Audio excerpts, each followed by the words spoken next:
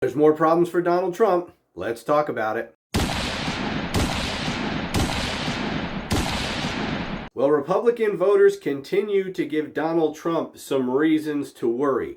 Voters in the states of Maryland and Nebraska just went to the polls on Tuesday to vote in their respective states' presidential primaries. Now, obviously, the contest is over. Nikki Haley dropped out months ago. But these primaries were still scheduled and they went forward and people did show up to vote. The primaries weren't the only thing on the ballot. There were other things on the ballot. So there were reasons for voters to go to the polls. The problem for Donald Trump is that he continues to lose a sizable portion of the vote to Nikki Haley, who is no longer even a candidate. Donald Trump lost about 20% of Republicans again in both Maryland and Nebraska. This is a pattern. He continues to lose about 20% of the Republican vote to a candidate who dropped out months ago. Now, what's important to know about these primaries is that they are closed primaries.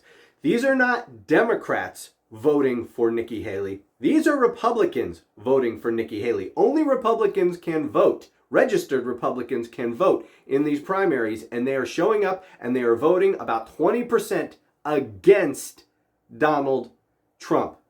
Now, what does this mean for November? I don't know, but it's not good news for Donald Trump. If even just a small percentage of these Nikki Haley voters either vote for Joe Biden or don't vote for president at all, Donald Trump's chances of winning plummet. Now, keep in mind, in 2020, when Donald Trump lost, he underperformed other Republicans on the ballot, meaning Republicans showed up to vote and they voted for down ballot races, members of Congress, local races, but they refused to vote for Donald Trump. They either voted for Joe Biden or they didn't vote for president at all. This is a real concern for the Trump campaign. If 20% of registered Republicans are voting against him in Republican primaries where the contest is over and there's no active campaign against him, Donald Trump is in big trouble and it's only going to get worse.